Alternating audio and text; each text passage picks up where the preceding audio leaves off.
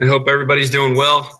I hope everybody is safe and healthy at home. Crazy times we're going through, but again, we hope everybody's safe and healthy, you and your families.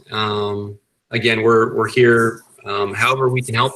We're trying to be a hub, a resource for information for everybody, and again, we're trying to put some of these together to get a little bit of a distraction from being quarantined, and hopefully everybody's enjoying them. But I'm going to pass it over to Matt to do a few housekeeping rules, and then we'll get things started. Matt, go ahead, buddy. Thank you. Thanks for everyone for attending. I hope you're all well. Just got a few things to go over about the webinar before we get started. First of all, if you have any issues, technical issues with the webinar, feel free to use the chat feature. And I'll try to walk you through it. What we need to do is, or a lot of times it'll be up to your internet connection. If you have bad internet connection, there's only so much we might be able to do, but I'll do my best to help you through it. So if you do have an issue, just use chat. Throughout the webinar, if you can remain muted, that would be wonderful, so that there isn't any ambient noise. There's a little control at the bottom of your screen. There's a little round icon that looks like a microphone. You can click that. It'll go red. That means you're muted. If you do have any questions that pop up while Clark is presenting, you can put those in the chat feature as well, and I will prompt Clark as needed. There will be some time at the end of the presentation where you can unmute yourself and ask questions directly.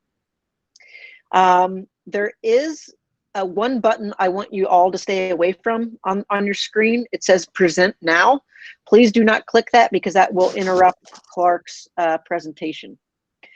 Lastly, for those folks who called in today, if you could please send me an email so we can make sure you get your MSR credit for today. My email is mfrey@pgahq.com. That's all I have, Jeff. Oh, we lost Jeff. He's coming back. Okay. Sorry, I had a couple of whiny dogs in the background. I'm going to take care of it. Matt, thanks so much. I think we might have lost Clark's presentation, Matt. Somebody did hit the present button and popped him out. So yeah, when he's done with his little intro, okay. I'll walk him through how to get back. All right. So without further ado, our current rules chair, a member of the National Rules Committee, Clark, are you past 30 years now at Valley? 40. Oh my goodness, that's older than Matt Fry. You have been at Valley Country Club longer than Matt Fry has been on the planet. Clarky is an accomplished singer. He's sung for NASCAR and hockey royalty, and probably some heads of state that we don't know about. But without further ado, I'm going to turn it over to our current rules chair, Mr. Clark Lewis. Well, thank you very much. We're going to get our screen back here shortly. Probably be better if you can't see me, because I was going to ask Jeff for makeup because I can see the crags in my face. I look like a walrus out of water. But I'm going to start off, as I always do, with a song, a patriotic song. Oh, beautiful for spacious skies, for amber waves of grain, for purple mountains' majesty above the fruited plain. America, America, God shed his grace on thee, and crown thy good with brotherhood from sea to shining sea. And now, Matt? Yes, sir.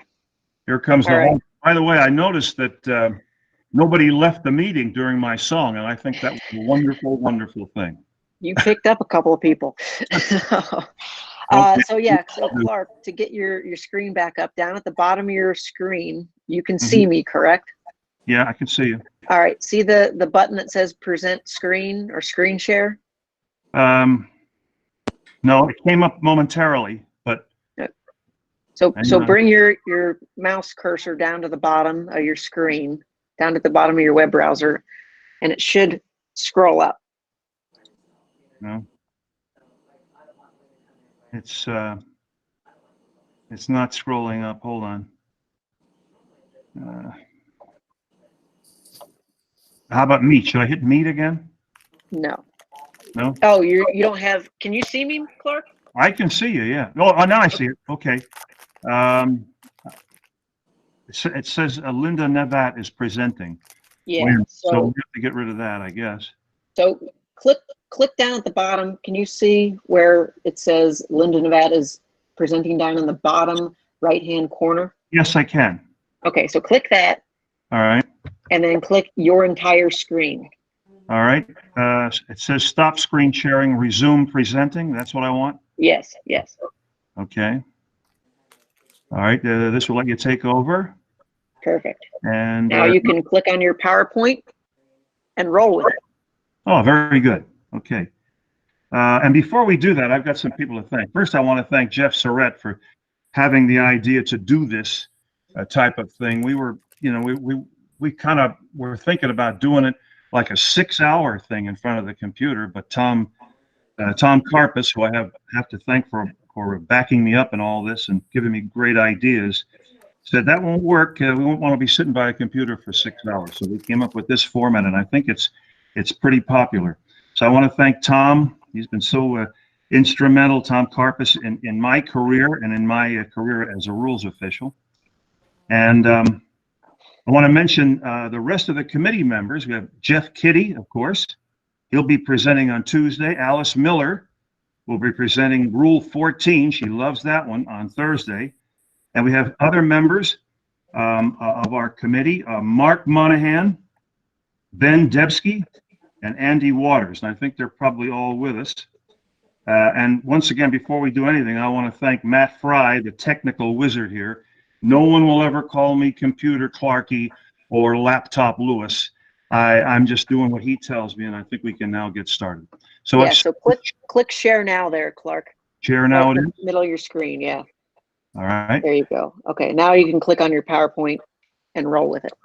I'm just going to hit Rule 8. I think it's going to come right up here. All right, and we're going to go over here and hit this. Going to open that. Okay. And there it is. And I'm going to go to the slideshow. You can forgive me, ladies and gentlemen. This is, I think I'm very nervous about, oh, here we are. We're perfect. Okay, we're going to get started. We're going to roll into Rule 8. A lot of words in Rule 8. We're going to be able to explain them all. Course played as it's found. And we have some definitions here, as you can see. And that's the conditions affecting the stroke, the word improve, the lie, the line of play, and the stance. And you'll see we call that, a little later on, we're going to call that, actually, there's some background noise there, so maybe someone can mute. And this is the purpose of our presentation. The player's actions that improve conditions affecting the stroke, the deliberate actions to alter other physical actions to affect the player's own ball at rest or a stroke which is going to be made, and the player's deliberate actions to alter physical conditions to affect another player's ball at rest or a stroke to be made. And it's another player. So these are all different. 2 and 3, 8, 2 and 3 are similar, but 8-1 has to do with the conditions affecting the stroke. And there's going to be a lot of repetition, as you'll notice. That's written into these programs. This is a program that we do at the USGA PGA rules workshops. And a lot of repetition to help folks learn the rules. Now, here's a golf course. I haven't been able to figure out what golf course it is. I know there's only 2 penalty areas on it, but if anybody knows what that is, well, they could call me later. So one of the great principles of golf and it was expostulated by James Walker Tufts. Play the course as you find it, and play the ball as it lies. That's what he said. Play the course as you find it. Now, the actions that improve conditions affecting the stroke are for the player's next stroke. Here we have a player. He is. We're going to talk about conditions affecting the stroke, and from now on, we call that CATS. And I think they call those mnemonics to help you remember things. I think that's the word, but I use them all the time. Here we have the 17th hole at that golf course, and this is a lie. There's the golf ball. It's a lie. He's hit a good tee shot. And now we're going to talk about the stance. And now, all these have definitions, as you'll see. We're going to talk about the line of play, and there it is. That's where he wants that, he or she, I should always say that, wants that ball to go. And the player's actions affecting the stroke. We're going to talk about actions that are not allowed and actions that are allowed. And sometimes when you breach a rule, you can avoid penalty by restoring conditions that are improved when you breach the rule. And we'll talk about that too. And sometimes you can restore conditions that are worsened after your ball came to rest. And you'll be thinking in your mind now, you've seen this happen. We'll talk about that, specific instances of that. Now, we're going to be talking later about my next stroke or a later stroke. These are players' deliberate actions to alter other physical conditions. This is not CATS. We'll talk about the difference. To affect the player's own ball at rest or stroke to be made. And you see there's 292 words in that part of the rule. Or, and you can see here, players are going to be all over the golf course. So these later strokes can be affected by something that the player might do to alter physical conditions. And now, although you might not have deliberated about this, we're talking about players' deliberate actions to alter physical conditions to affect another player's ball at rest or a stroke to be made. And at this point, that might start to possibly confound you, but we will definitely get you squared away on that part. And the same thing. All over that mythical golf course. It may be mythical. Okay. 271 words in that part of the rule. Now, here's this central principle of the game. Mr. Tufts, who founded, he founded, well, you know, the course down south where they play all those wonderful tournaments. He said, play the course as you find it. And here we have an example of Pinehurst, by the way. Pinehurst. It takes me a little while at my age about 15 seconds. There's a bad lie in the fairway, and we know sometimes you got a great lie in long, thick rough. Those things happen. So it makes the game so enjoyable. When the player's ball comes to rest, normally you have to accept the conditions that are there and not try to improve them. You know, just play that ball. But you can take certain reasonable actions, even if those actions improve those conditions.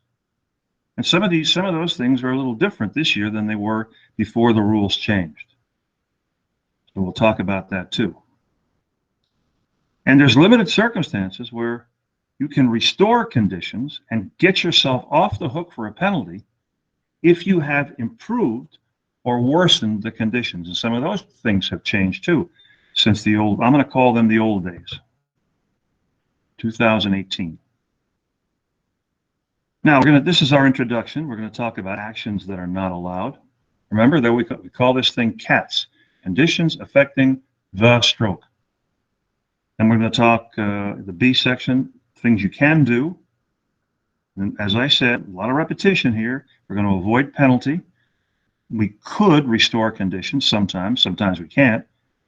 And then we can restore conditions that are worsened sometimes after your ball came to rest. Now, here's a question.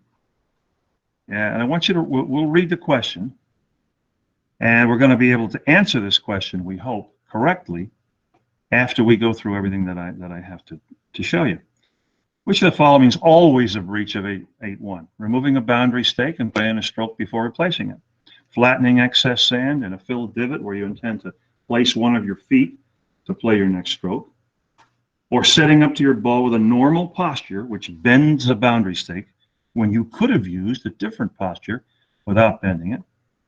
Or removing loose impediments from both the general area, and you know we've got 5 parts of the golf course, and I think you all know them. I won't go over them now, but 5 parts of the golf course now. In the old days we had 4, but we separated bunkers, and the putting green along your line of play. So let's go. We're gonna get the answers. Now here's where this has to do with play the course as you find it. And this these are what we call protected areas. Protected. We don't want anything messing around with these things for where you're going to make that next stroke. Very important. And we're going to talk about, here's cats. The lie, stance, the swing, the line, and the relief area where you're going to drop a ball. Certain things you can't do in there. And I like to remember, for the exam and everything, that I have to take every 4 years. I like to I can't make a mnemonic out of this one. I just took 2 L's, 2 S's, and an R. That's the best I can do on that one. The cats is a good one. Now, the area of the intended stance, and this is very important. Now, it includes both where the player will place his feet, his or her feet, and where the player's body is positioned in preparing for and making the intended stroke. So you have that little stick figure. That's Keegan Bradley there. Now, this is a little controversial. A little bit later on, we'll see what he does. But here it is now. Somewhat in range for tomorrow's video. Keegan Bradley, awkward stance, in amidst the growth there behind him and his backswing. And he's going to run this one right through the green into the back bunker. Now, that part of this is a little controversial. I'm pretty sure he wasn't penalized there, but he did step on those on part of that bush, and I think he might have been able to get in there in a less intrusive way. But Tom, do you remember if he was penalized? I don't think he was. But we're also talking about now the area of your intended swing, which, depending on the golfer like me at my age, it's nowhere near as big as that. But Rory McIlroy, of course, it's going to be much, much bigger, and includes the entire area. Might reasonably affect any part of the backswing, downswing, or the completion of the swing. Now, these, we're going to talk now about the line of play and the relief area where the player will drop a ball, and the lie of the player's ball. They all have their own definitions, which we're going to go over now. So listen up. The word improve. We're going to use that word improve. Now, you can see in that picture, we're about to animate that picture, and I think you can see what's about to happen. To alter one or more of the conditions affecting the stroke, cats, or other physical conditions affecting play, so that a player gains a potential advantage. That's key there. Now watch what happens. I think this crowd, based on, watch this guy. Whoa. By the way,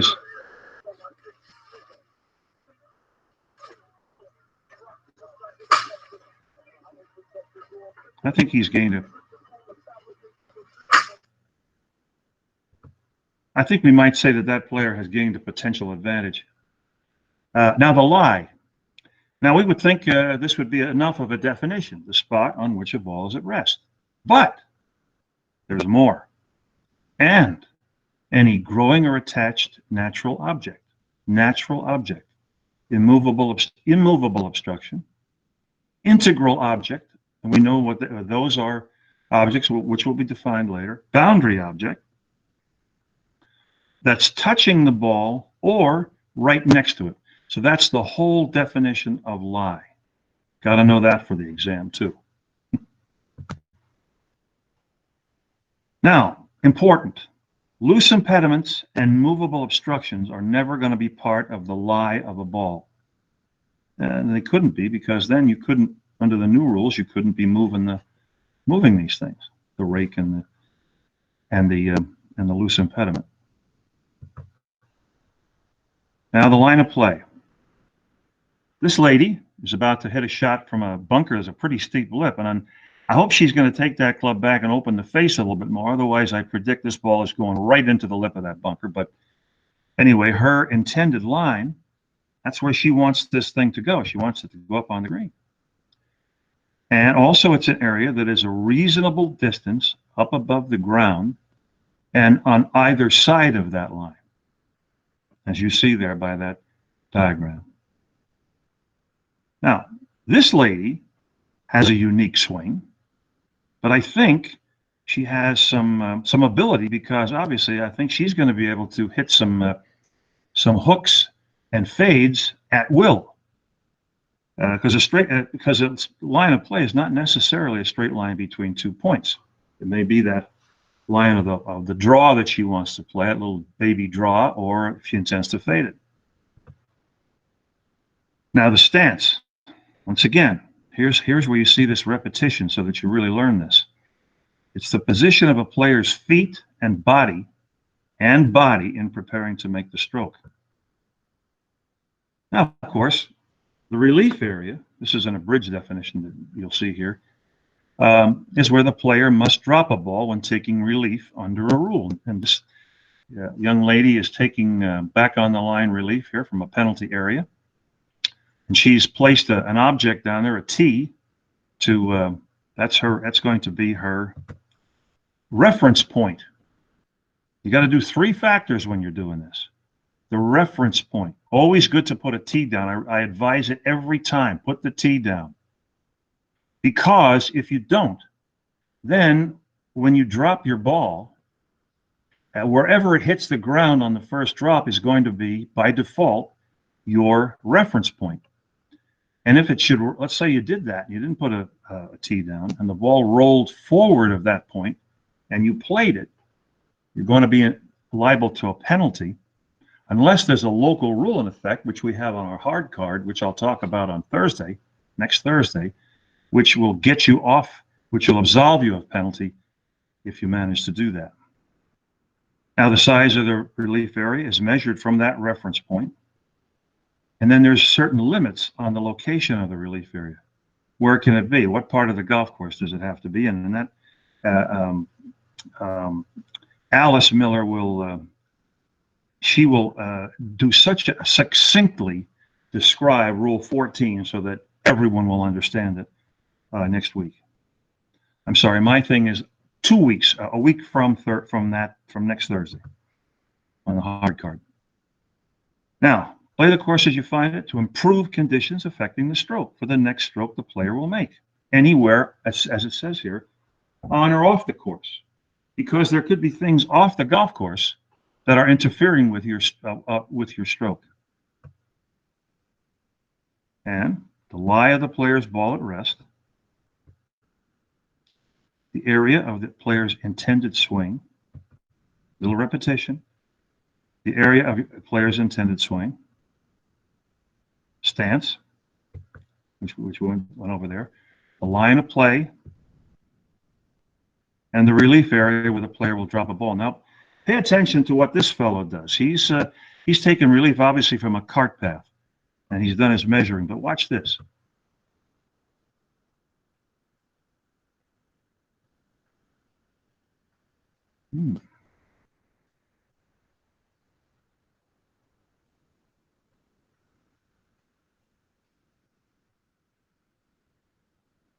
Uh-oh.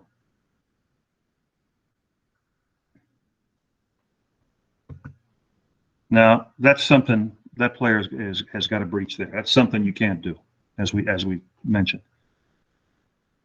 Now, it also applies to actions that are taken both during a round, and I bet you can guess what comes after this, and while play is stopped.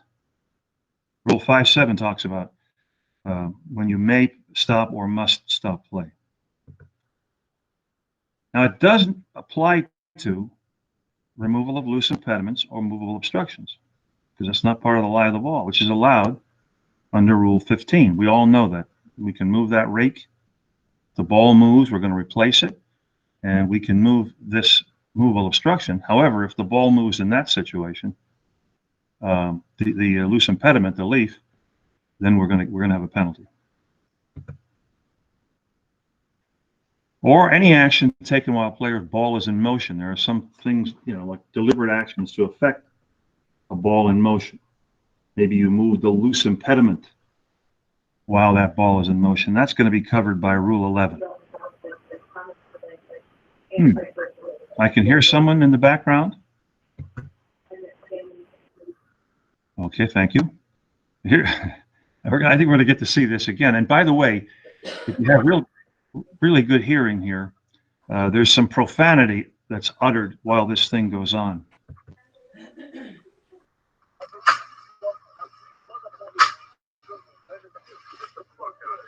Oh, I apologize for that. I had no way to control that. It's right from the USGA.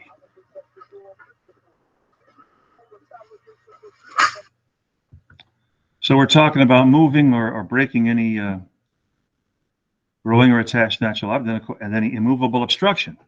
Now, I think those of you who have gone to our PGA USGA rules workshops have seen this situation. Here's Chip Beck.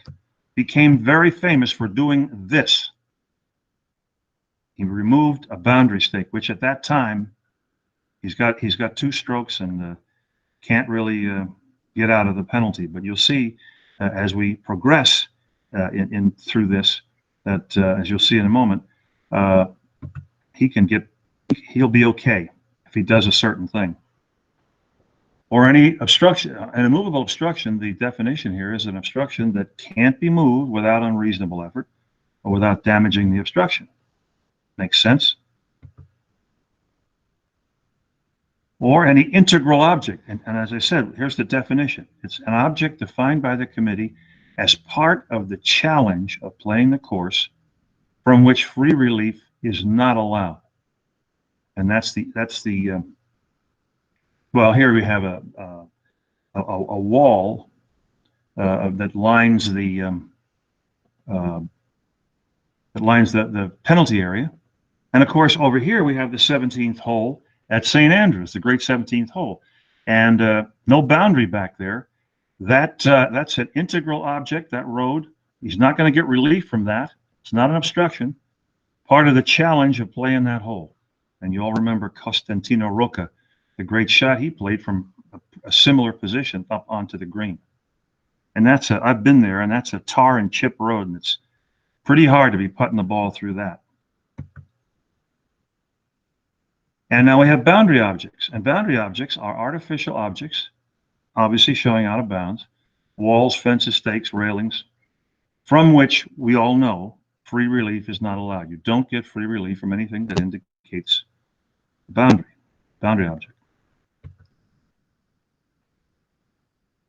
Okay, now on the teeing ground, a little something here. Let's watch this. We're going to talk about things that you can do on the teeing ground. Now, here's a situation where the player's standing on a bench to play the ball. We're going to talk about that and what he can do here, what he can't do. You can't move that bench into position to play this shot. Move it into position. Or you can't alter the surface of the ground by replacing divots in a divot hole. A divot, by the way, is considered to be replaced when most of it is in a divot hole and the roots are downward. So here's a young lady, and she's got a problem there. on her line. She's, she's no matter what type of shot, she could be rolling out over that thing. Or alter the surface of the ground by removing or pressing down divots that have already been replaced or other cut turf that's already in place. Or creating or eliminating holes, indentations, or uneven surfaces. Now I think you'll remember this. Or remove or press down sand or loose soil. Now you remember that sand and loose soil used to be, they had two definitions. If they were on the putting surface, you could remove them. They were loose impediments. Elsewhere, they were not. Now, they are no longer loose impediments. We've cleaned this up nicely, but you can remove them when they're on the putting surface. Now watch what happens here to Rory. Well, the thing is, there's a lot of sand there. A lot of players missed the green left, so the bunker shots have been played in the sand in the fringe grass. And Rory there, he's chosen the putter for the shot, and he's reached down and he's brushing the sand off the line, which is in the fringe. And unfortunately, that is against the rules of golf. 2 shots. 2-shot penalty, I'm afraid. It was always going to be that way. That's a very big mistake, and a huge surprise that a player of his caliber would not know that rule. There you are. I mean, it's say the logic, he's doing it on the greens, and that's fine. But I suspect he knew about it. He just wasn't in his mind at the time, and he's just given 2 away from a lack of knowledge of the rules of golf. Yeah, that was that cost him, I guess. Now you can't remove dew, frost, or water. How about this person? Pretty nice. Now remember that. He's on the putting green doing that. We'll talk about that later. Now, these are the actions that are not allowed. And the penalty for that is a general penalty. And of course, we all know what a general penalty is. A general penalty is 2 strokes in stroke play and loss of hole in match play. Now, here's the things you can do. And once again, this is a little different now than it was in the old days. In preparing to make a stroke, you can take any of the following actions, and there's no penalty, even if doing so improves the conditions affecting the cats. Improving the cats. You can fairly search for your ball by taking reasonable actions to find and identify it. If you refer to 7.1a, there's a lot of decisions there and clarifications that tell you, exactly what is considered reasonable actions to find and identify your ball. You can remove loose impediments. Here we are. We know we can do that. Okay. If that loose impediment there, if he carefully removes it, and he took reasonable actions to remove it, even if that was to improve the conditions, he won't be penalized. Or the movable obstruction thing, as long as you were careful about doing it. Or if you're marking the spot of a ball to lift and replace it, under 14, which is Alice's bailiwick next week. Now you can ground your club lightly right in front of or right behind the ball. Lightly. And what does that mean? That means you're allowing the weight of the club to be supported by the grass, soil, sand, or other material, or above the ground surface. I was at Belle Reve for the PGA, at the last PGA that was held there. I was on the 15th hole, and a fellow by the name of Wallace, an English player, called me down to the green. His ball was in the fringe of the green, and there was a loose impediment or something. It wasn't a loose impediment. It might have been a ball mark that was sticking up in front. Part of it was sticking up, a little blade of grass, and behind the ball, I should say. And he wanted to know what he could do, and I told him you can ground your club lightly. Gave him this definition, and he looked at his caddy, and he put his wedge back and asked the caddy for a 7-iron, and proceeded to just blade the ball and almost hold it. But it doesn't allow You know what's going to happen here. Pressing the club on the ground. That's definitely going to make, you're getting an advantage by doing that. How about this fellow? Well, this looks like I have 3 or 4 members that love to do this when they get you looking the other way. Now, it does not allow, when a ball is in a bunker, and I think we all know this now, touching the sand right in front of or right behind the ball when you're in a bunker.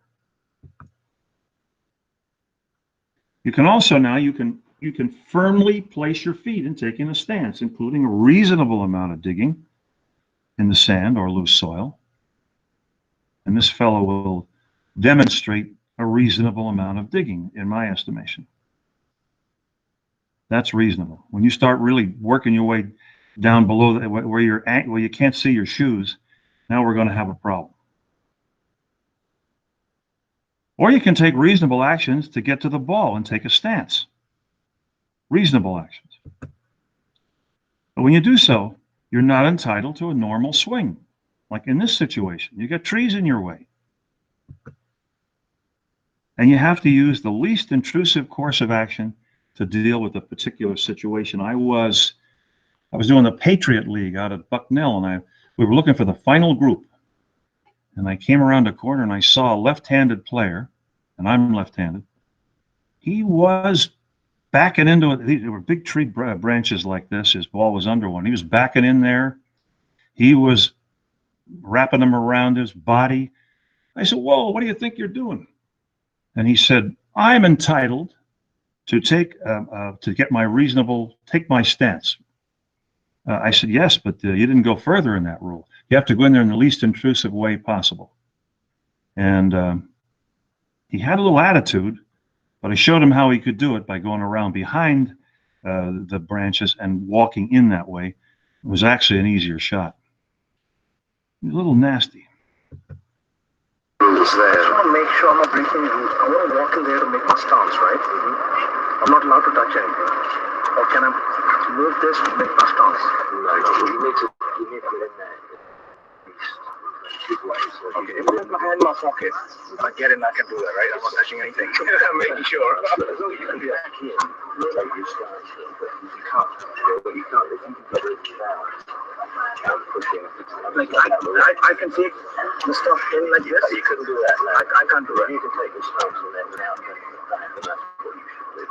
So basically, if I walk in the street like this, just make sure the ball doesn't move.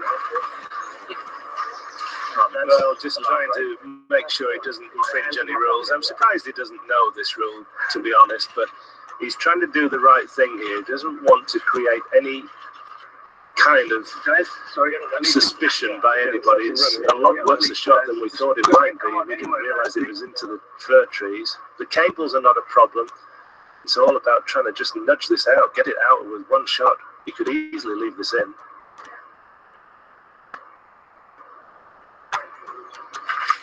Oh, he's done well. That's fantastic. Yes, you can applaud if you on your own back there. That was a heck of a shot. Now, the fellow said, if I keep my hand in my pocket, or if and a lot of times we would say, if I keep my hands on the grip of the club, I won't have any penalty. But you can still get a penalty by doing the wrong thing there. And also, the rules official said, make sure that your ball doesn't move. Because if you're doing this, if you're trying to get in there and play it and your ball moves and you caused it to move, you will be penalized. I had to do that. I had to give a penalty like that to Roy Vasinich. We all know him from Western Pennsylvania out at the PJ Seniors that I was working out in Palm Springs. He walked in, he said, "I've moved my ball." I said, "Well, you're going to have to take one and replace it." Okay, so now we're going to have examples. There's interpretations of examples of fairly taking a stance and examples of not fairly taking a stance under these interpretations. You can refer to them. Or to make a stroke, and I know you're going to love this one. If you haven't seen this one before, this is fantastic. Mr. Haas, I believe this is. All right, back at 18. This one's teed up for Bill Haas. Not in a good way, though. Look at this thing in the bush suspended. I've hit a lot of golf shots. I never practiced one like this. Gosh, this thing could go anywhere. Yeah. And if it goes right and doesn't get to the fairway, there's more of these natural areas that just aren't friendly.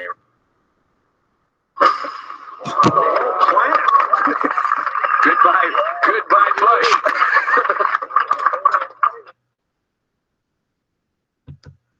More applause because, and by the way, that bush is transformed now into a loose impediment. And of course, the backswing for the stroke, if you make the stroke, if you make the stroke.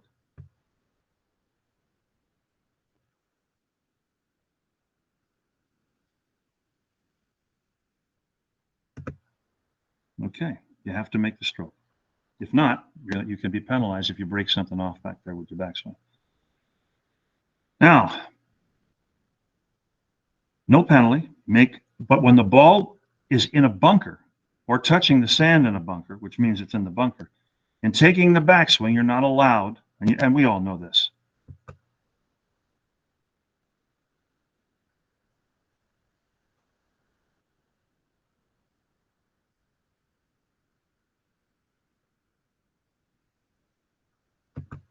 Yes, you can't do that. Now, in the teeing area, you get some different things here. What are you allowed to do? You can place a tee in or on the ground. These are the actions that are allowed, obviously. And those are our correct tees. A tee is just something to hold a golf ball up. There's certain restrictions on it, but it can't be more than 4 inches tall and or have things on it to help you align the ball. You can't. And you can move, bend, or break any growing or attached natural object in the teeing area. And you can alter the surface of the ground. Here's Laura Davies, and she just always seems to do this. You'll watch her.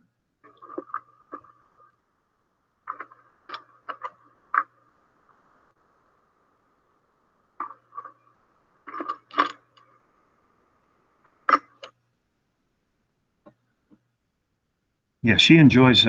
She just likes to hit it from an area, from something like that. Now, remember back on the green when a player was doing this, couldn't do it. But here in the teeing area, got a little something different. You can remove or press down sand and soil, or remove dew, frost, or water. Or you can smooth sand to care for the course after a ball played from the bunker is outside the bunker. And when you want to go to Rule 12, especially 12.2b, and it gives you all the things that you can and can't do. They can be a little confusing, so you need to really go over them a lot. Give us a call if you can always give us a call if you need any assistance with that. But we'll see here. Now here's a player.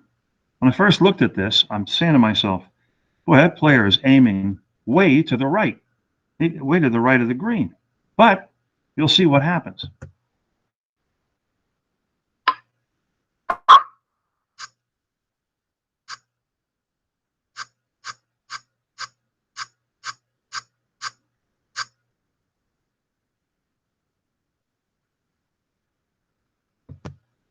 All right, now that player, I'll go back again. That player had to play backwards. For some reason, that player had to play backwards away from the hole. And then had to walk out a certain way, which really messed up that line of play with the footprints. That player in that situation is allowed to, after the ball's played from the bunker, it's outside the bunker, that player is allowed to smooth the sand in that situation. And there are other times like this where that can be done. Now on the putting green, obviously you can remove sand or loose soil, which, a little different than in the old days, but you still can do this. You can remove sand or loose soil by any means. And you can repair, there's almost nothing you can't do on the putting green anymore. You can repair damage, all kinds of damage. Animal hoof prints, all kinds of things.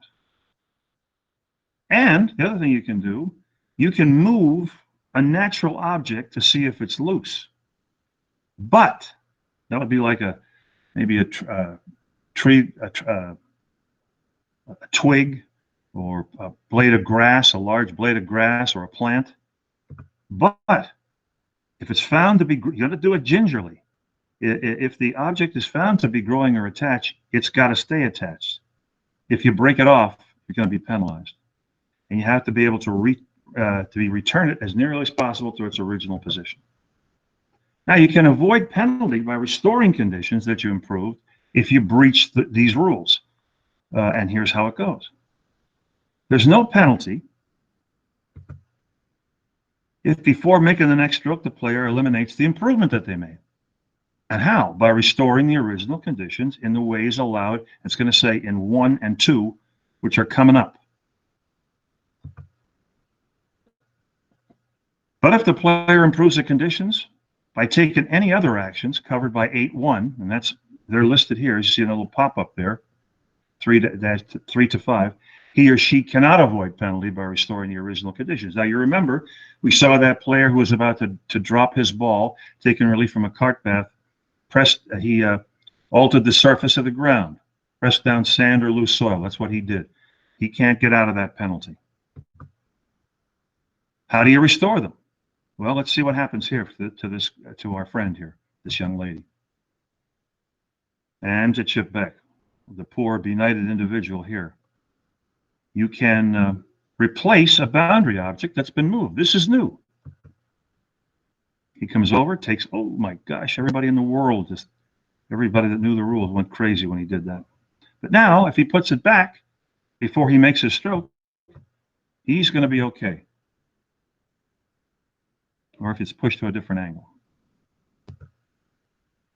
And here's this young lady. She's going to show us how to do this. She does the wrong thing.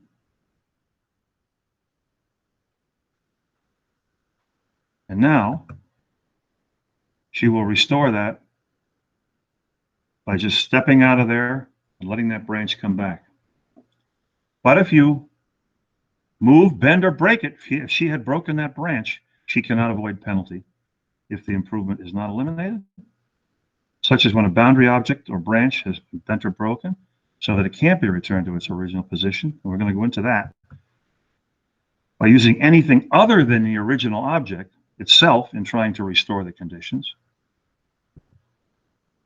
using a different or additional object. For example, you took the boundary stake out and you placed a different stake in the hole from which the stake was removed. You can't do that. That won't get you off. Or tying a moved branch into place. I've never seen that done. Or using other materials to repair the original object. For example, using tape to repair a boundary object or branch. Or you can avoid penalty here by moving the object that you moved into position away. In this case, you can, because you moved it in there, changed everything, now you can move it out again, and now everything's back to normal, and you're okay. Now, how about conditions after the ball came to rest? Well, when the restoration is allowed, we're going to talk when it's not. Generally speaking, player is entitled to the conditions affecting the stroke that he or she had when the ball came to rest. All right, so when is it allowed? If the conditions are worsened by any person, animal, or artificial object without penalty, under 8.1a, the player may restore the original conditions as nearly as possible. And if it's, and mark the spot of the ball, clean it, replace it on the original spot. If it's reasonable to do so to restore the original conditions. If material ended up on the ball when the conditions were worsened, like sand went on your ball after a player played a shot from a bunker after your ball was in position, you don't have to tolerate that. You can fix that. The worsened conditions cannot be easily restored. Then you can lift and replace the ball by placing it on the nearest spot, not near the hole, that has these three conditions. It's most similar conditions. It's common sense. Within a club length and is in the same area of the course. You couldn't take it out of a bunker and into the general area.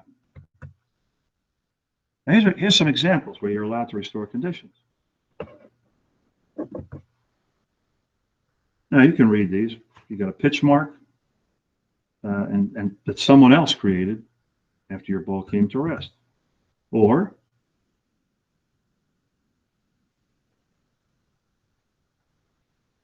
sand and soil or grass or other material on around your ball. You don't have to deal with you can fix that up. Okay. It's allowed with, here's an exception, and that's what makes the rule so hard to remember is the exceptions. If the lie of the ball is worsened when or after a ball is lifted or moved and before it's replaced, Alice will cover this on Rule 14. There's an exception there. Okay. Unless the lie was worsened when play was stopped and the ball was lifted, in which case we refer back to this rule. If you have any questions on that, I'll take them later. Now, here's when it's not allowed. If the conditions are worsened by you, by the player, by a natural object, or by natural forces, such as wind or water, then you must not improve the worsened conditions in breach of Rule 1A, 8.1a, except as allowed on the putting green. You'll see on the putting green and these other rules. Now, once again, we always have this, they always throw this thing about the substituted ball or ball played from a wrong place and the general penalty, 2 strokes. If you do this, if you incorrectly substitute a ball and play from a wrong place, when you've done that, you're only going to get a 2-stroke penalty. You're not going to get 4 strokes because that's a continuing action there. Because multiple rules breaches, you'll see this again, come from a single act, you're only going to get the general penalty. Okay, and you're going to see this one in the rules. This is new. When you're doing foursomes or 4-ball, either partner may act for the side. Your partner may do whatever you could do in these various situations, something that you may not have known. Now, we had this question. Let's go over it. Which is always a breach? Removing a boundary stake and playing a stroke before replacing it, flattening excess sand in a filled divot where you intend to place one of your feet, play your next stroke, setting up to your ball with a normal posture which bends a boundary stake when you could have used a different posture without bending it, or removing loose impediments from both the general area and the putting green along your line of play for a low running chip shot. And the answer is B. Now why? Well, because basically you're removing sand, and sand is as we know, is not a loose impediment. You might say, well, what about A? Wouldn't that be? Well, it's kind of a trick question, kind of sneaky. Let's suppose your ball's under a tree and you want to get in to play it, but the only way you can get in to play it is by removing a boundary stake, which is nowhere near where you're about to hit the ball, would not interfere with your stroke to hit the ball. Well, you can do that and then play your stroke and then replace it. Kind of sneaky, but sometimes that's the way it is. Okay. Rule 8.1. Actions that are not allowed, actions that are. Avoiding penalty, restoring conditions. Any questions about that? And I think we'll take questions, I think, probably at the end of Rule 8, we'll take questions. So if you have any. Okay. 8.2, players' deliberate actions to alter other physical conditions affecting a stroke to be made. And this has to do with my stroke or a later stroke, my next stroke or a later stroke. Here's a question. Well, we'll come back to that. We'll come back and I won't read it now.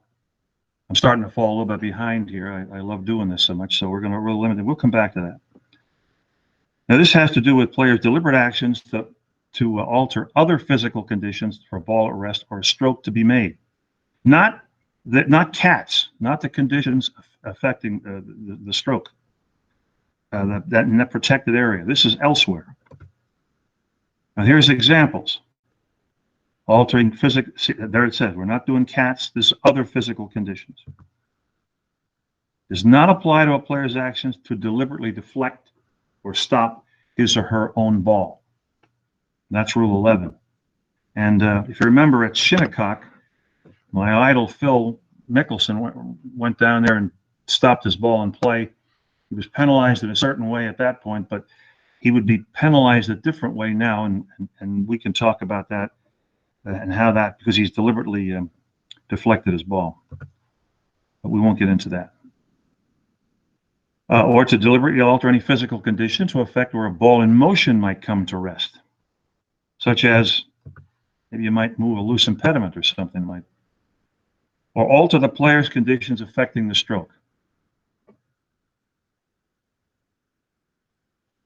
And that's covered under Rule 81A. Doesn't apply there. That thing applies to 81A. What we're talking here does not apply. Now, prohibited actions. Player must not deliberately take any actions listed in 81A in this situation to alter any such other physical conditions. So you've got all these same things that you had on 81A, but you can't do any of those to alter these other physical conditions. Where a player's ball might go or come to rest after his or her next stroke or a later stroke. You know, you'd be thinking ahead. What if?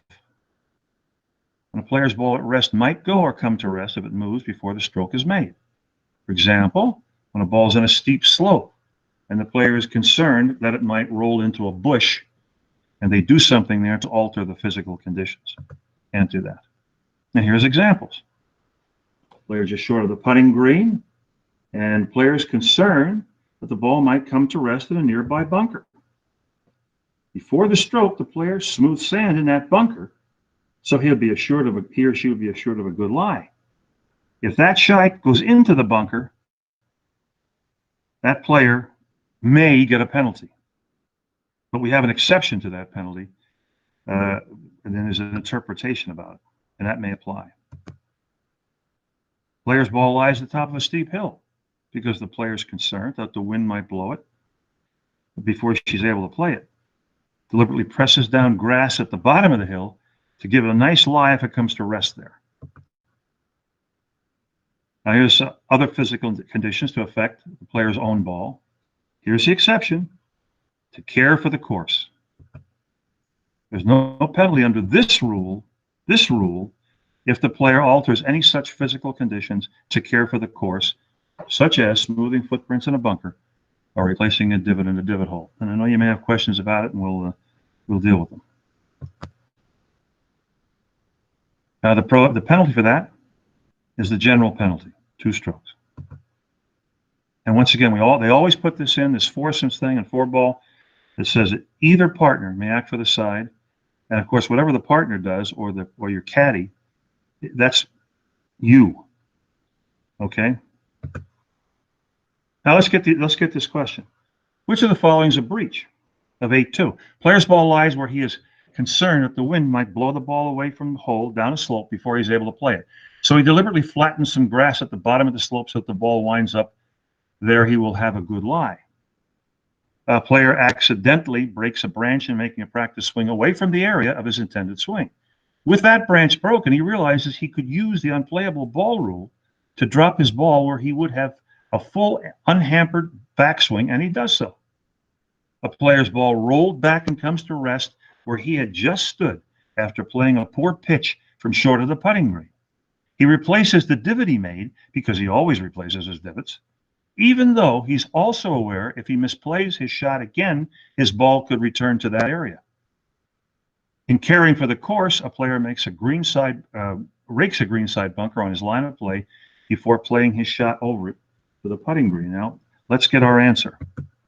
The answer here is A, which we discussed, where that was clear that the ball comes down. He's done this to alter the physical conditions. Now, that's the breach of 8.2. Some of these other things could be a breach of something else, of 8.1, but not 8.2. Now, if you have any questions about that, we can I guess we can take those. Well, what do you think, Matt? Should we take those questions now? It's up to you. If anyone does have any questions, just go ahead and unmute yourself and chime in. And if not, you can put them in chat and we can cover them later.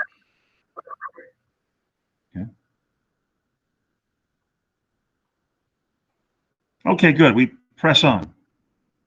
These are deliberate actions to alter physical conditions for another player's ball, which you might think, well, what do you mean? What am I doing with some other player's ball?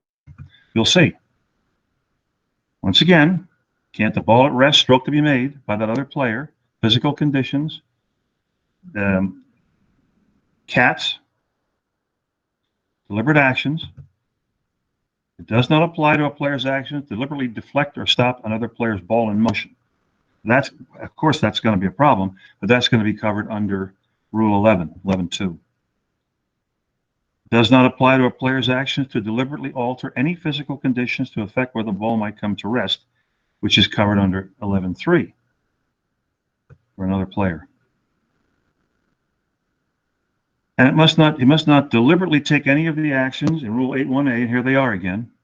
All those actions, move, bend, or break, you see them there. Improve or worsen the conditions affecting the stroke of another player, or alter any other physical conditions to affect where another player's ball might go or come to rest after that player's next stroke or a later stroke. Where another player's ball at rest might go or come to rest if it moves before the stroke. Exception. Once again, we got this exception to care for the course. No penalty under this rule if the player alters any such physical conditions to care for the course, such as smoothing footprints or replacing divots in a divot hole. And a penalty for that is the general penalty. Now here's an example of it. Here we have both players are penalized. If a player asks, authorizes, or allows another player to deliberately alter physical conditions to improve his or her line of play, the player acting on the request will get the general penalty. If he does that, he or she.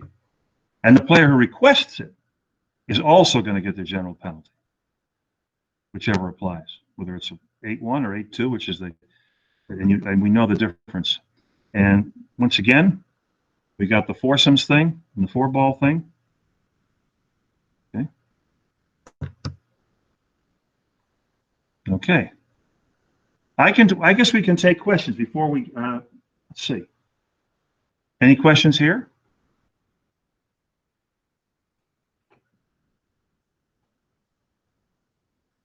Okay. If you have them later on, we'll talk about them. And that was Rule 8.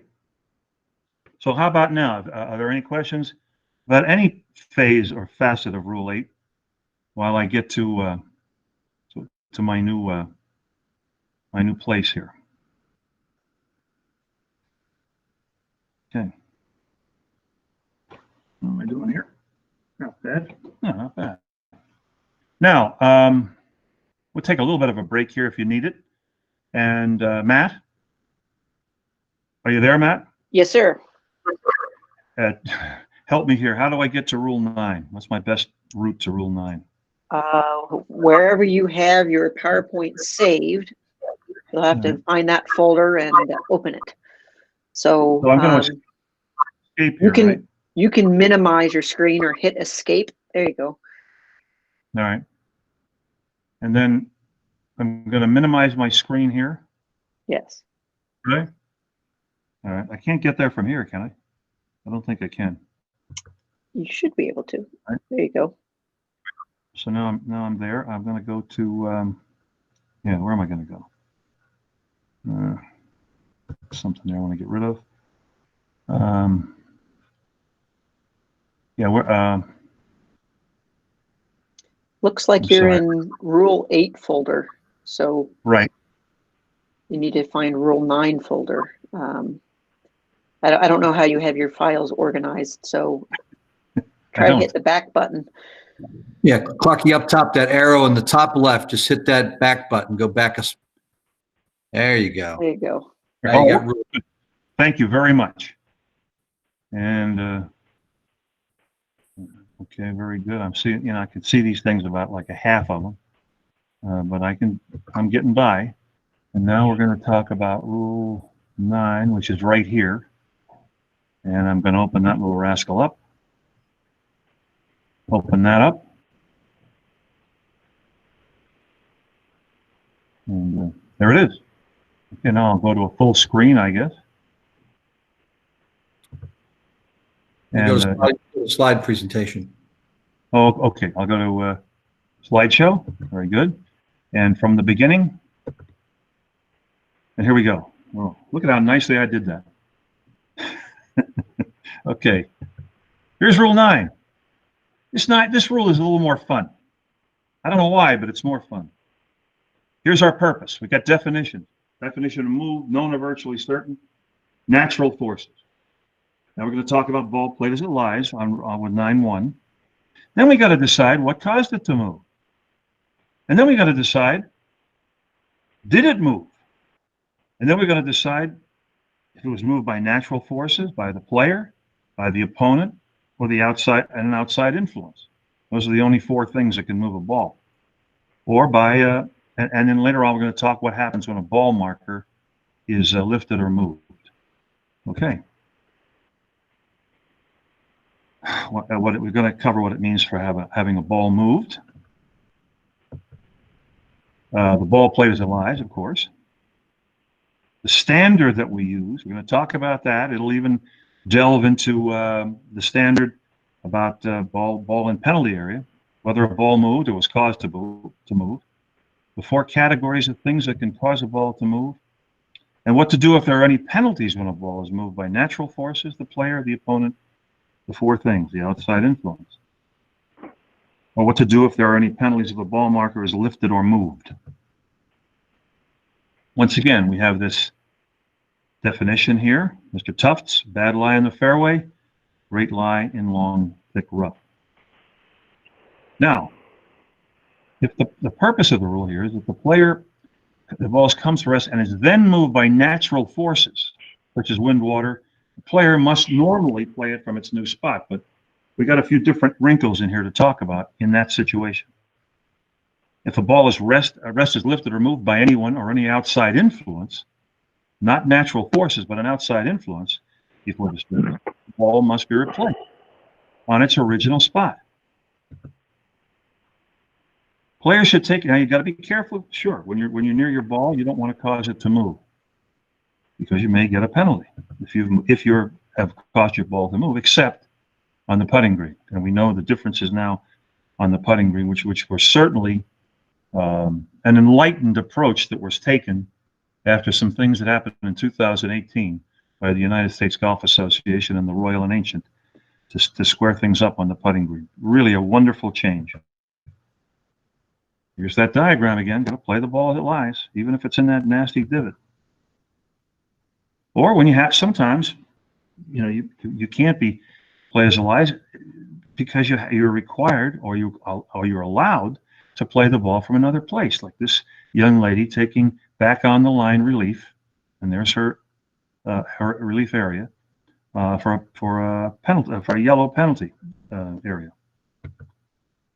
Or when you're lifting a ball and then having to replace it on its original spot.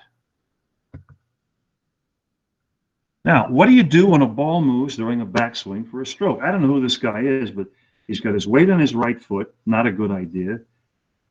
His ball played in the middle of his stance for a putt. I don't like it, but we'll see what happens. Now we have to determine what it means for a ball to have been moved. When a ball's at rest, it's moved. When it's left its original spot and comes to rest in another spot. And, this is new, this can be seen by the naked eye.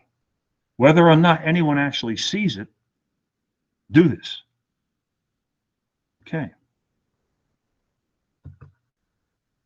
Now it applies when a ball has gone up, down, or horizontally in any direction away from its original spot. My members have problems with this, when the ball moves downward when they're putting their club behind it. Now when it wobbles, or as we used to say, what did we used to say? We used to say oscillates, then is not considered to have moved. And if it's oscillating, it's also not considered to be moving. And you can play it. I'll throw that in there. Now, once again, what to do when a ball moves during backswing or a stroke, when you've started your backswing.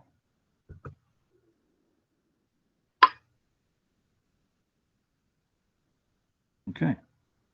The ball must not be replaced, no matter what caused it to move, because you made the stroke.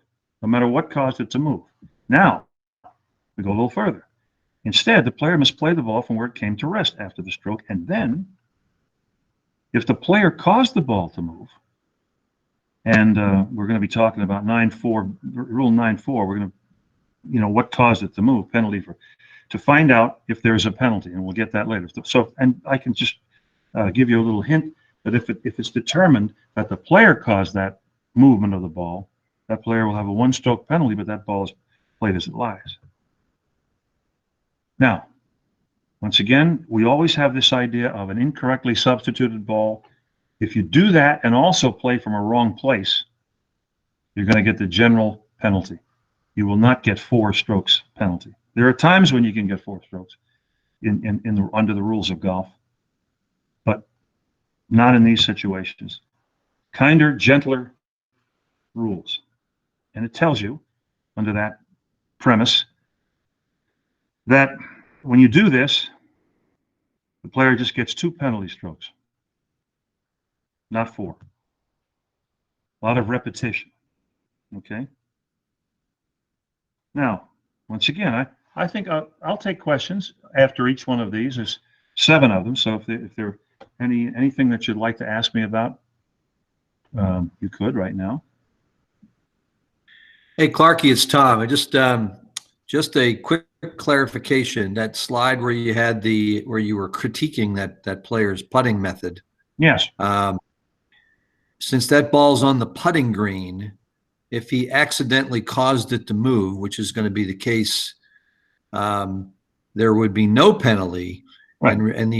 So in that case there, really no matter what caused it to move, whether it was natural forces or the player himself, if he did it accidentally, which on the putting green, in that case, in that example right there, that's going to be the case every time, then there would be no penalty, which I know you're going to get to in a minute. Right. So yeah, on the putting green, no penalty. Elsewhere, yes. Okay. If he caused it. Okay. I thank you for that. All right. Thank you very much. Here we go. Okay.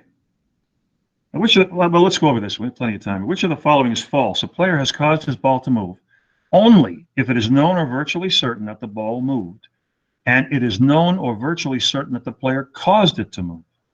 Then we'll come back to this. If it's known or virtually certain that the ball at rest moved, but unclear what caused it to move, the rules treat natural forces as cause of the ball's movement. Now remember, we're looking for the false one. These are the ones I have trouble with these on the tests. When it is known or virtually certain the ball at rest has been moved, it must always be replaced on the spot from which it was moved, which, if not known, must be estimated.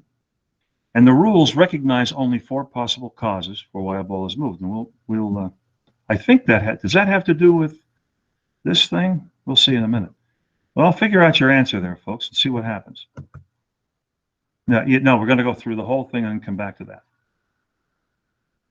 Now, we're going to decide whether a ball is moved or what caused it to move. It's treated as having been moved when it's known or virtually certain, and we're going to go into that definition, known or virtually certain, which has had a lot of changes over the course of the years. Well, obviously that ball move's got to be replaced. Known or virtually certain. And I can see in that one, Tom, even I could see that ball was not on the putting green. Unless they're having trouble with their mowers. Okay, then now we're going to talk about the standard of deciding what happened to a player's ball. For example, whether a ball came to rest in a penalty area. And this is something that we're constantly dealing with. So let's talk about it. Or whether it moved or what caused it to move. That's what we're dealing with in this particular rule. We're going to go over the whole thing here. Now, virtually certain, known or virtually certain means more than just possible or probable. it has to be conclusive evidence that it happened to the player's ball when the player other witnesses saw it happen, or although there's a very small degree of doubt, all reasonably available information, which we'll talk about, shows that it is at least 95% likely that the event in question happened. So for the player to be penalized elsewhere other than the putting green, which he won't be, you have to be 95% sure that the player caused that ball to move. Now you use all readily available information, which includes information the player knows, and he might get with reasonable effort and without unreasonable delay, testimony of spectators, things like that. The players that you're playing with. Okay. Now, if a ball might have moved, but this is not known or virtually certain, which we just talked about, it is treated as not having moved. And as such, it must be played where it lies. Because you know, and we'll talk a little bit later about this, wind or things like that move your ball, you're playing them from its new position. There's a certain thing that we're going to talk about on the putting green after your ball is marked that's a little different. But other than that, got to play it from its new position. Play it as it lies. Now, we don't know. Let's see. Now, these are examples of when it's virtually certain. Player marks, lifts, and replaces his or her ball in the putting green. As the player walks away, the ball rolls a short distance and comes to rest, but the player doesn't see it. However, another player observes the ball moving and informs the player. Since it's known that the ball moved, the player must replace the ball on its original spot. Okay? Or let's say someone in the crowd tells them that. Now, this is when it's not known or virtually certain that a ball's moved. Player A and player B approach the putting green with their shots. They couldn't see where the two balls came to rest. Maybe it's a blind shot to the green. Unknown to the players, player B's ball strikes A's ball and comes and rolls some distance further from the hole.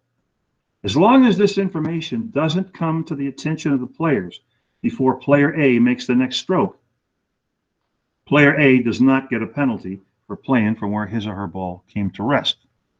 But it comes to rest if you know before that stroke is made. Now, once again, what caused the ball to move? To determine whether the player's ball must replace the ball or play it as it lies, whether there's a penalty.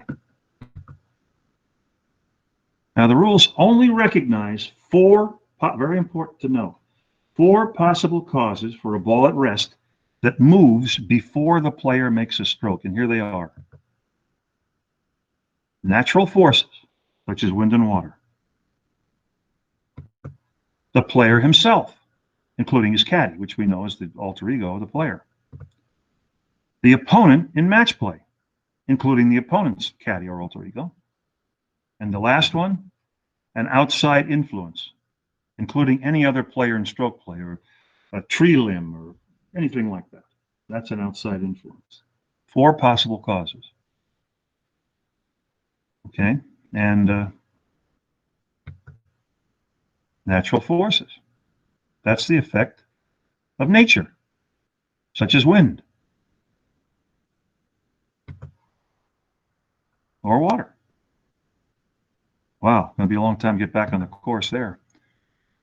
Or when something happens for no apparent reason, we're going to attribute it to gravity. And let me tell you, folks, in the history of the world, it's gravity 8 gajillion and the golfer 0. Gravity always wins. And once again, you have the four possible causes, and you have these disclaimers that they always put in here with foursomes. Either partner may act. Either partner may act. They're always in blue, I think. Now, let's decide. So we have the player, the opponent, or outside influence. In the first one here, this young lady has obviously caused her ball to move. In the second one, the opponent has done so, apparently.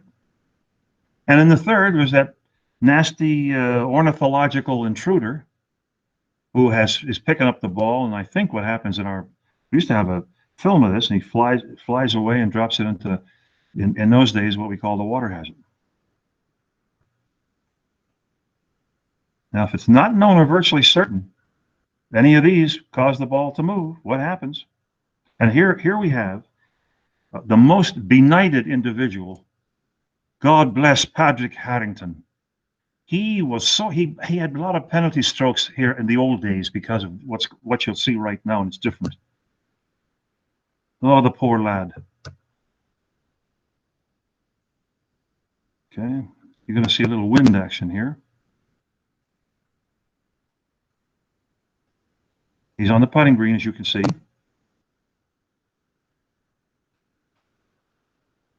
Look at that. You got some wind.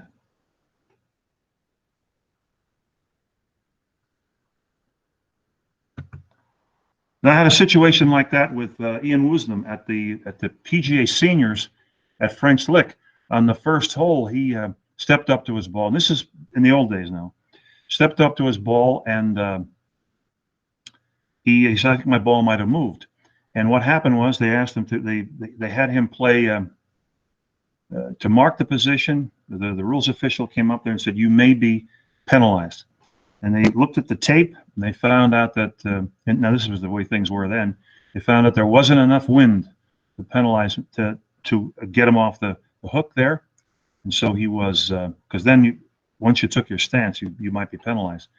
And so they went to look at the pictures, not enough wind, so he did take a one-stroke penalty. So, not the case today. Much better today. So, all reasonable information must be used. All that the player knows or can get with reasonable effort without unduly delaying play. Anybody see this? Let's go over this one. Which of the following is false? False now. Player has caused his ball to move only if it's known or virtually certain that the ball moved, and it is known or virtually certain the player caused it to move. Okay, let's think about that before we give you the answer. Or if it's known or virtually certain that a ball at rest moved, but unclear what caused it to move, the rules treat natural forces as a cause for the ball's movement. Sounds pretty good. When it's known or virtually certain the ball at rest has been moved, it must always be replaced on the spot from which it moved, which, if not known, must be estimated. Or D, the rules recognize only 4 possible causes for why a ball moved. Well, that's a gimme right there. Let's see. There's your answer. And the clue is almost, and I raised my voice for almost, because there are times when if you didn't cause the ball to move, if the player didn't cause the ball to move, it's not always going to be replaced in that situation. If the player caused it to move, yes. Okay. Do we have any questions there? Yeah, Clark, there's a question from John Birkin. He said, let's say a player hits an approach shot onto the green, hits the green, rolls up a slope on the green, comes to rest for 10 seconds, and then the ball starts rolling back down the slope closer to the hole and comes to rest close to the hole. How would they proceed? Okay, now this is on the putting green. The ball goes to the putting green? Yes. Sure. So let's say, I can see the scenario. You're walking up there, and maybe it's, I'll give you, you're walking up there, and the ball has come to rest. Yeah, sure. 10 seconds is definitely the ball has come to rest. And now it starts to move. Well, you didn't cause it to move. You didn't do anything to cause it to move. So we're going to play that ball where it lies. And if the ball should happen to go into the hole, guess what? You've holed out on the previous stroke because that is natural forces that caused it to move. Once again, if something else had caused it to move, or if you had gone up to the putting green and marked it, we know now, once you mark it, the ball owns that spot. No matter what happens to the ball after that, when you put it back down, if it was to roll into the hole or roll into a penalty area, that ball must come back if you have marked it. But in this case, as the question was posed, it was not marked. You're just walking up there. You're just playing that ball as it lies. Hopefully, have I answered that for you? I hope. I don't know if we can communicate, but Yes, yeah, he said yes. okay, good. I haven't met that gentleman yet. I look forward to it. Okay. We plod on. Oh, I love this. If natural forces such as wind and water can cause a player's ball at rest to move, there is no penalty, and the ball must be played from its new spot. Well, there you go. We just talked about that. That was wonderful, that question. And the only difference is on the putting green when you've marked the ball. There you go. If if that ball was somehow blown out of bounds, or the water took it out of bounds, guess what? Stroke and distance. Okay. Now, exception. And this is ball on, oh, here we go. You might think I looked at this before. Ball on putting green must be replaced if it moves after having been already lifted and replaced. And let's watch it. This was an interesting thing, which we can show you some different things that happened. But that ball must be replaced in its original spot. A little later on, we have a video that shows you that. And it's true no matter what caused it to move, as I said. Here it is. Back up. All right, so he's. Raymond Floyd. Oh, that looks like. Looks heady too. Just a little quick there, but Oh, wait a minute. rounds of the day. It's Billy Horschel. That's Augusta. No, get in. He's running. Running up to mark that before it falls off the false front. You know, the wind's going that direction. So if a gust of wind were to come up, it could literally blow that ball. And you can see the ripples on the water as the gust hits it. And this is such a helpless feeling. My goodness.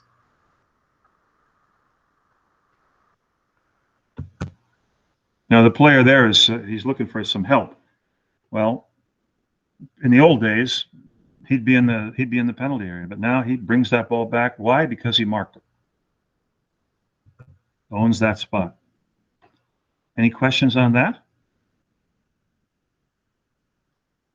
Don't be bashful.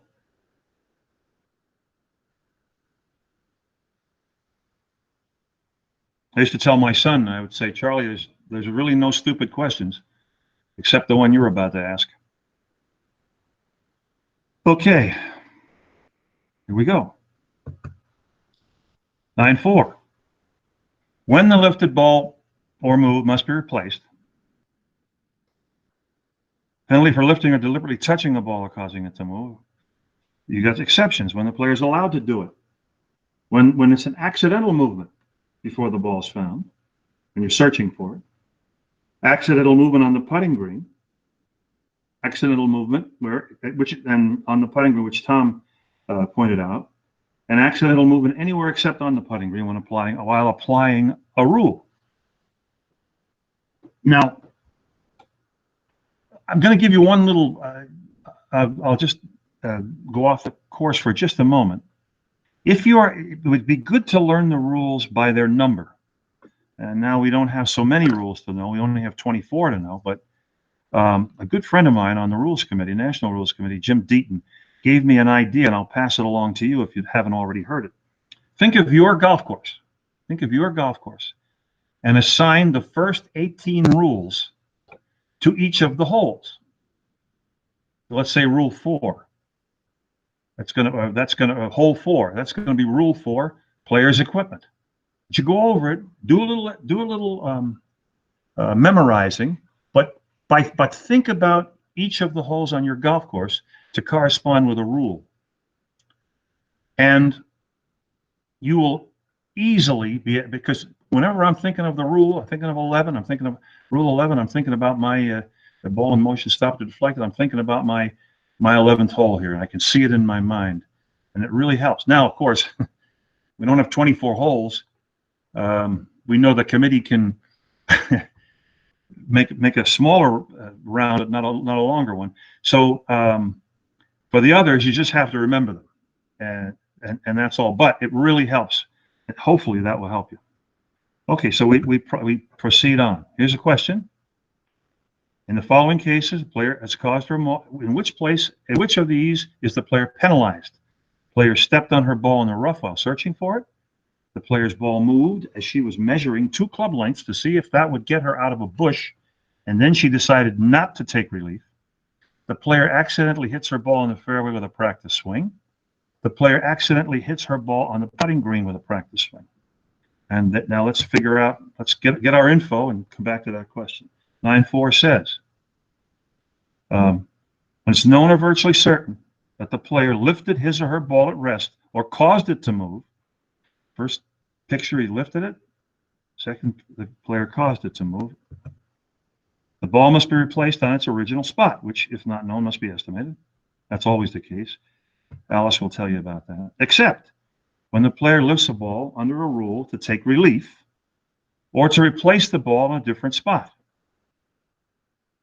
okay, which can happen. All right, except, once again, when the ball moves only after the player has begun the stroke or the back swing for the stroke and then goes on to make the stroke. Okay, so here we know this, once again, this player is on the putting green. And this happens. That player's not ever going to be penalized in that situation, as Tom pointed out. Okay. Now, penalty for lifting or deliberately touching a ball or causing it to move. If the player lifts it, deliberately touches it, causes it to move, and it's, remember, deliberately touches it, the player gets 1 penalty stroke. You know, when you go in there to rotate it, you know, I have to see if this is my ball, and you don't mark it, don't do anything, and you rotate it, you're going to get a penalty stroke. Now you got, once again, these damned exceptions, which make things difficult. And we even have an exception to an exception coming up. How do you like that? Okay. Okay, we have exception 1, they're allowed to lift or move a ball. Exception 2, accidental movement before the ball is found. Accidental movement on the putting green. Accidental movement anywhere else. Okay. Now I can hear somebody in the background doing something. Okay. Someone have a question back there? Or? Okay. Now, player's allowed to lift his ball. There's no penalty when he's allowed to lift it. Under a rule that allows the ball to be lifted and then replaced on its original spot. Maybe this player's ball is interfering with this other player. I really can't tell why this player is being asked to is lifting the ball, or requires a ball to be moved on its original spot. I should say to be replaced on its original spot. Watch this one. Oh, look at that, the iguana trying to eat his ball at 16. Come on, push it back to the hole. Okay, and that ball has to come back. And you can just lift it and put it back.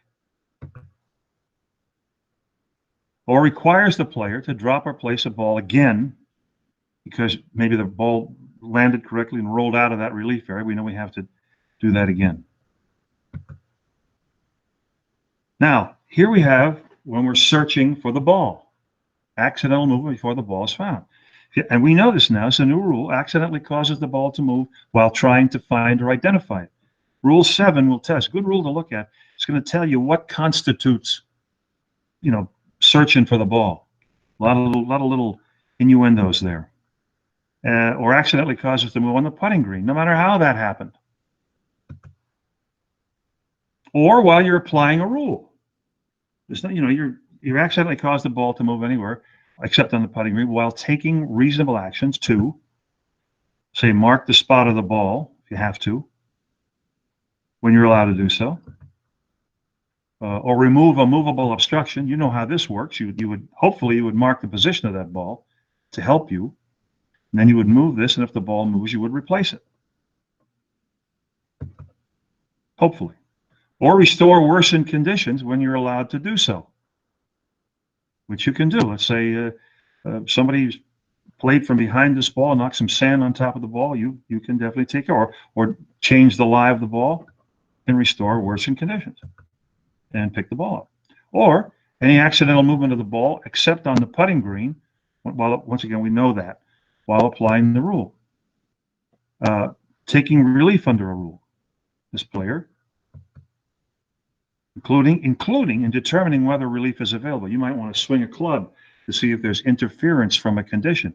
If the ball moves in that situation, there's no penalty.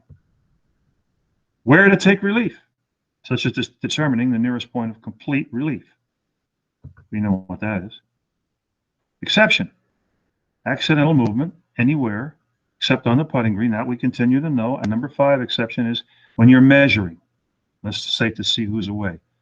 It's pretty clear who's away here, but who knows? Reasonable actions. Reasonable actions. You can refer to 9.4 to get the meaning of reasonable actions. Some are not reasonable. If I have a pine cone near my ball in a bunker, and I want to remove that pine cone, well, if I'm very careful in removing that pine cone, I take a reasonable action, and I've changed the lie, or my ball moves, I'm not going to be penalized. And that's if the ball moves, I will be. But if I've changed the lie, I'm not going to be. Okay. If multiple rule breaches, here's that multiple rules breach thing.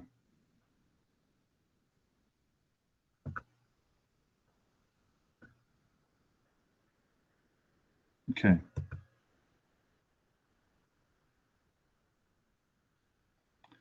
And we see this all the time. The act of moving the ball is a breach related to playing from the wrong place. They're related incidents. Now let's go back here. In all the following cases, a player caused her ball to move and replaced it back on its original spot. In which is she penalized? The player stepped on her ball in the rough while searching for it. Well, I think we know we can do that.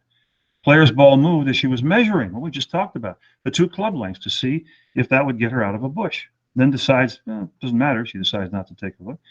The player accidentally hits her ball in the fairway with a practice swing. The player accidentally hits her ball on the putting green with a practice swing. There's no penalty for that. So therefore, C is our answer here. All right. To reiterate,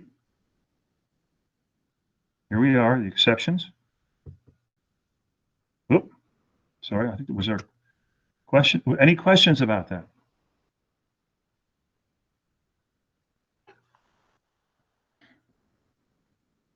Okay.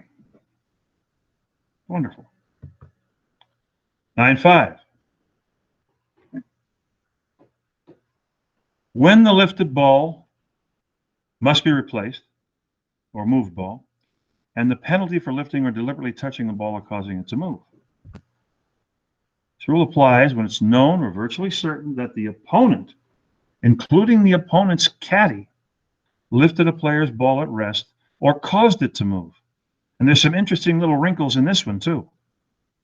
Here we see the opponent lifting the player's ball when he has not been asked to do so, obviously.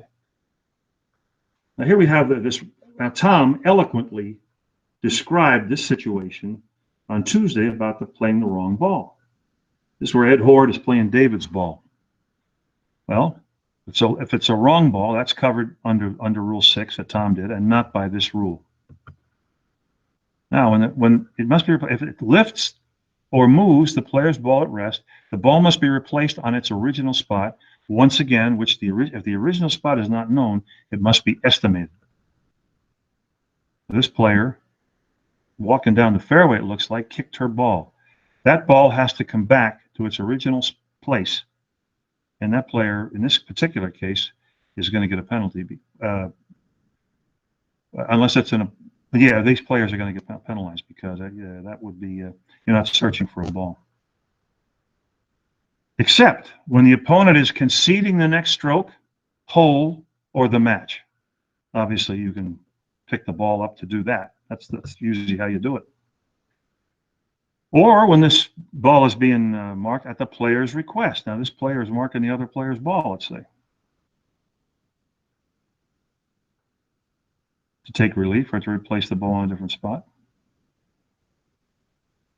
Now, if the opponent lifts or deliberately touches the player's ball at rest or causes it to move, the opponent gets 1 penalty stroke.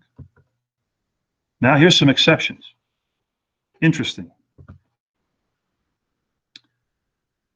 Once again, the exception is when you're conceding the next stroke, a hole, or the match to the player, or if you're, let's say, please, could you mark my ball?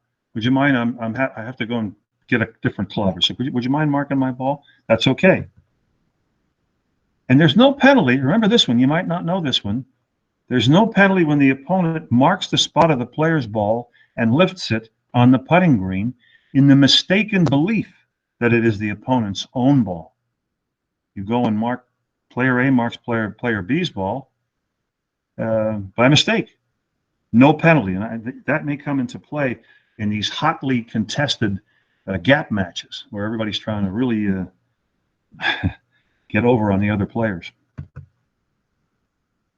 Now, the same exception for the player. There's no penalty when the opponent accidentally causes the move when during a search or on the putting green or anywhere on the or accidental movement anywhere except on the putting green while applying a rule. Same thing. All right. Once again, the same substituted ball situation, multiple breaches. Any questions about that one? About the opponent in match play? When we say the word match play, we know we mean opponent.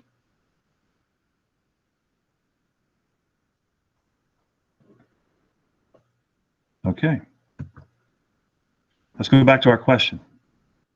In stroke play, if a player accidentally kicks and moves another player's ball, there is no penalty to either player and the ball must be replaced.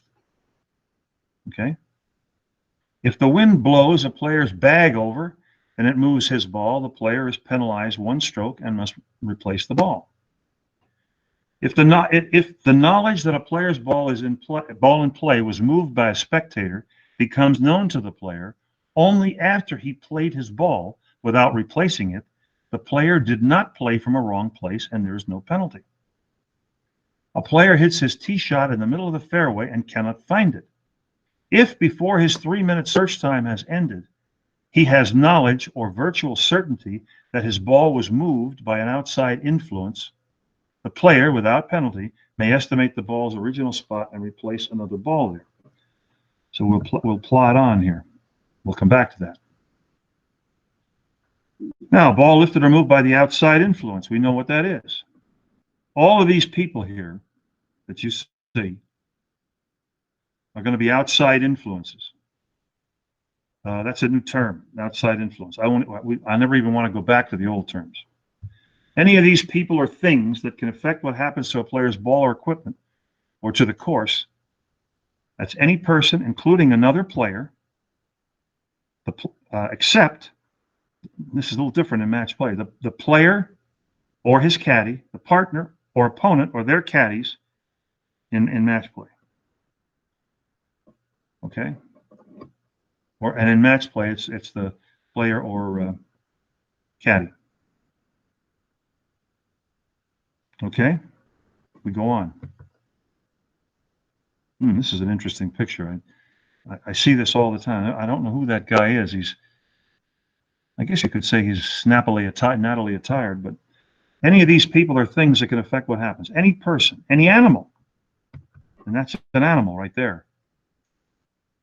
Any natural object, including the player's equipment. Artificial object, or anything else, including another ball in motion. Outside influence. Except for natural forces.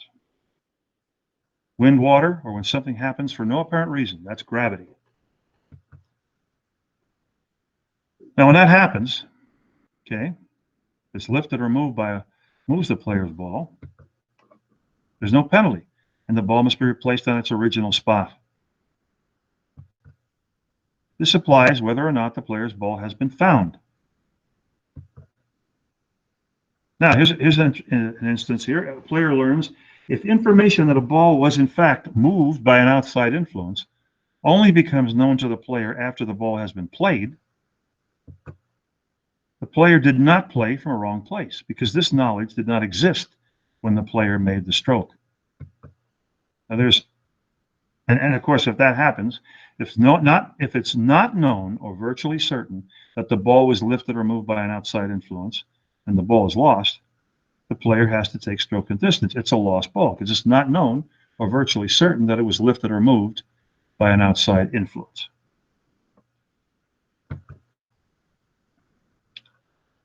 Now, once again, we go back here. If the player's ball is played as a wrong ball by another player, once again, that's covered by Mr. Tom Karpus's eloquent rules description. Rule 6. Here's this. We always know we're approaching the end here when we see this. And let's go to our question. Now, we want to know what's false. What's false? I circle that, underline it when I'm doing these tests. In stroke play, if a player accidentally kicks and moves another player's ball, there is no penalty to either player and the ball must be replaced. Okay? Accidentally. If the wind blows a player's bag over and moves his ball, the player is penalized 1 stroke and must replace the ball. If the knowledge that the player's ball in play was moved by a spectator becomes known to the player only after he played his ball without replacing it, the player did not play from the wrong place and there is no penalty. A player hits his tee shot in the middle of the fairway and cannot find it. If before his 3-minute search time has ended, he has knowledge or virtually certainty that his ball was moved by an outside influence, the player, without penalty, may estimate the ball's original spot and replace another ball there. So let's think what are wrong, which is the one that's false. And here we go. Going to be B.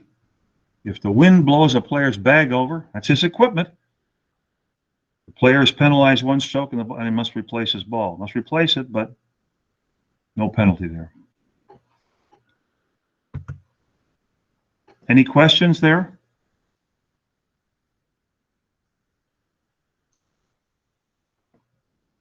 Don't be afraid.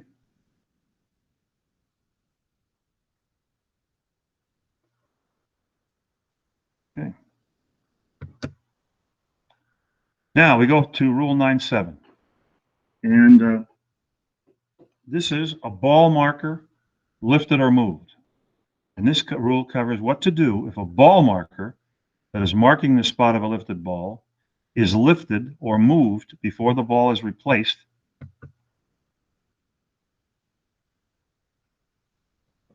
Okay, before the ball is in any way, including natural forces, the player must either replace the ball in its original spot or place a ball marker to mark the original spot. So you're either putting your ball back or the ball marker back. Now, here's a situation. I had to look at this a few times because I didn't have the sound, but I think I have it now as to what happened. It says before penalty for lifting ball marker or causing it to move if the player or his or her opponent in match play lifts the player's ball marker or causes it to move. The player or opponent gets 1 penalty stroke. That's both situations. Let's try and work out what's happened here, Ali.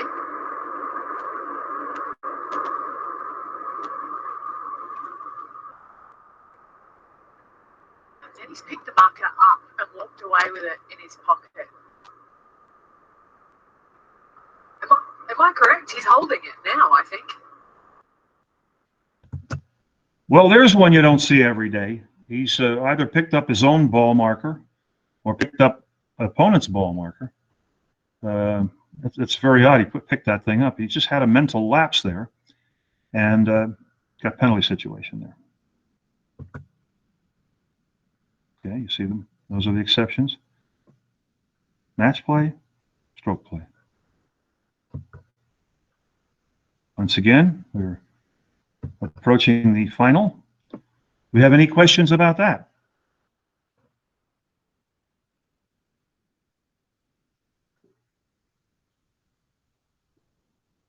Wonderful. I think my next slide is going to say Rule 9. That means we've covered it.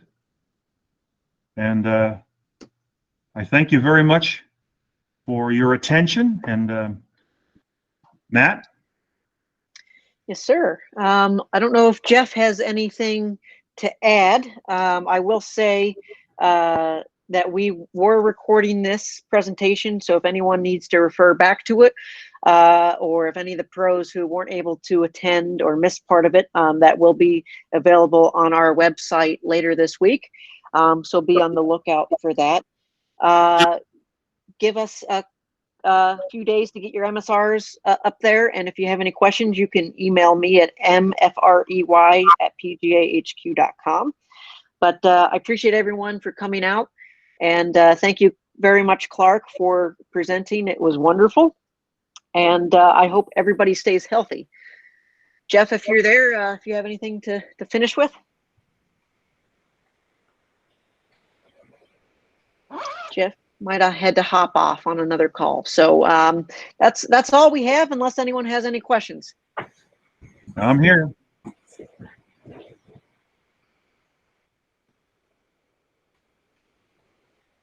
Okay, I think we're good. Okay, very good. And I just want to thank everybody. Thank you so much for tuning me in. I appreciate it. This was a little different.